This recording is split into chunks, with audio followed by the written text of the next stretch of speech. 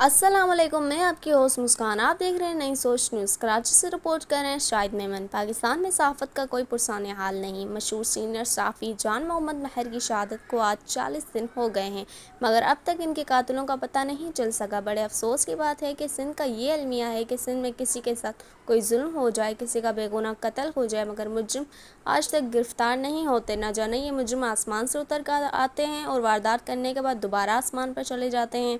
यहाँ इंसाफ नाम की कोई चीज़ नहीं। एहतजाज पर अज ॾींहं ताईं कातिलनि खे गिरफ़्तार न कयो वियो आहे। उन्हनि जे सहूलतकारनि जे ख़िलाफ़ का बि कार्रवाई न थी आहे। जेके सरदार जागीरदार हिननि गिरफ़्तारियुनि में रुकावट बणिजी चुका आहिनि, उन्हनि जे ख़िलाफ़ का बि कार्रवाई न थी आहे। त असां इन शइ जी मलीर बार एसोसिएशन जे तरफ़ां भरपूर मज़म्मत कयूं था।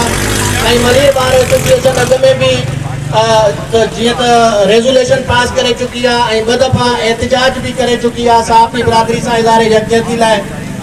शहीद जान मोहम्मद के कातिलन की गिरफ्तारी लाइ असां एहतजाज भी करे चुका आहियूं।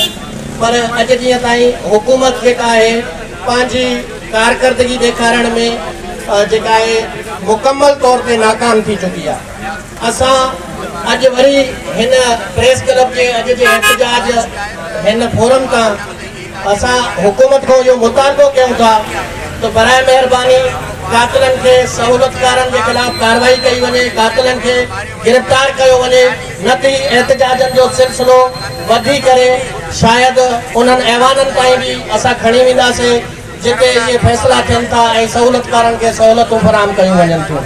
ऐं असां KTN न्यूज़ सां पंहिंजी सहाफ़ी बिरादरी सां हर मोड़ ते गॾु आहियूं। ऐं वकील बिरादरी जेका भी आहे उहा शहीद जान मोहम्मद जे कातिलन जी गिरफ्तारी में जेका भी कानूनी असांखो हेल्प रिक्वायर्ड हूंदी असां बिल्कुल उहा फराहम कंदासीं।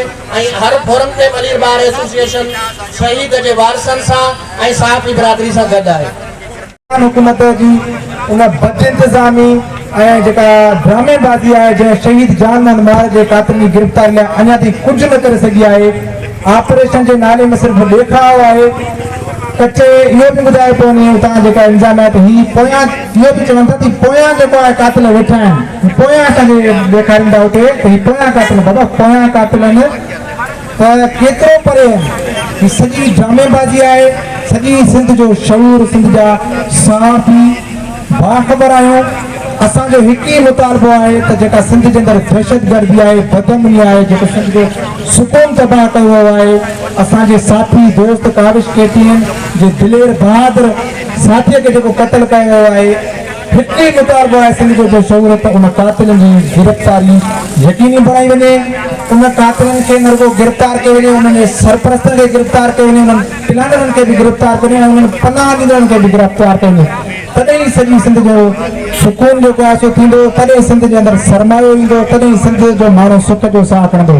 असांजी मौजूदा निगरान गवर्नमेंट खां इहो मुतालबो आहे त फौरी तौर ते उन्हनि रज़ननि भाड़ेलनि खिलाफ कार्रवाई करे असांजे दोस्त, असांजे शहीद दिलेर भाउ शहीद जान मोहम्मद महर कातिल गिरफ़्तार कनि। शहीद जान मोहम्मद महर कातिलनि ते, शहीद जान मोहम्मद महर कातिलनि ते, शहीद जान मोहम्मद महर कातिलनि ते, शहीद जान मोहम्मद महर जे कातिल जी गिरफ़्तारी लाइ पंहिंजे ख़्याल में इज़हार कनि। उबैद नारे जो लाइ हिकिड़ो मिसाल आहे त जान मोहम्मद महर हुजे, शाहिद उमरो हुजे कंदकोट जो, अमीर बस बिरोही हुजे, कावश KTN सच जे दोस्तनि जूं जेके कुर्बानियूं आहिनि सहाफ़त लाइ, सिंध जे माण्हुनि लाइ, उहे तारीख़ जो हिकु हिसो आहिनि। ऐं इहे उहे माण्हू आहिनि जेका मुकमल जागीरदाराणे क़बाइली समाज में रही वॾो ॾुखियो कमु कनि था। जेतिरो ॾुखियो कमु असां कराचीअ जा सहाफ़ी नथा कयूं जेतिरो उतां जा दोस्त वेही कनि था।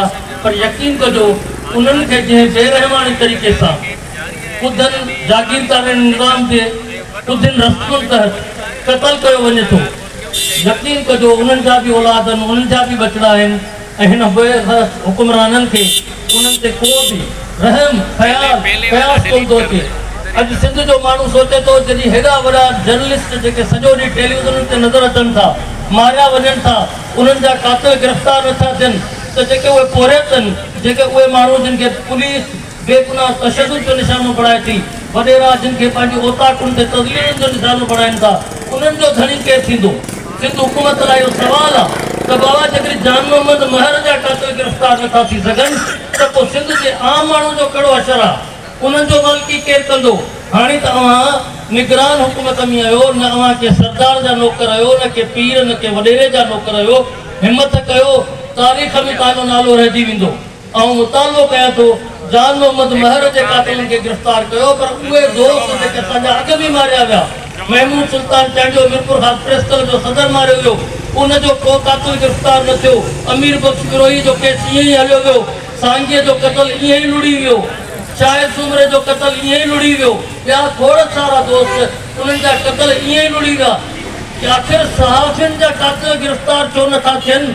उहे किथे आहिनि? असां मुतालबो कयूं था समूरी सहाफ़ी बिरादरी, सॼे हिन क़बीले जा दोस्त, सहाफ़त जे क़बीले जा दोस्त, त बराए महिरबानी निगरान हुकुमरानो, तव्हां कुझु ख़्यालु कयो, पंहिंजो पाण ते ख़्यालु कयो। तव्हां त कंहिंजा नौकर बि न आहियो, पोइ छो नथा गिरफ़्तार कयो? बराए महिरबानी जान मोहम्मद महर समेत समूरनि कातिलनि खे, जेके ॿियनि दोस्तनि जा बि कातिल गिरफ़्तार न थिया आहिनि, उन्हनि खे बि गिरफ़्तार कयो ऐं सहाफ़ी बिरादरी खे तहफ़ुज़ फ़राहम कयो। वॾी महिरबानी। जान मोहम्मद महर जा कातिल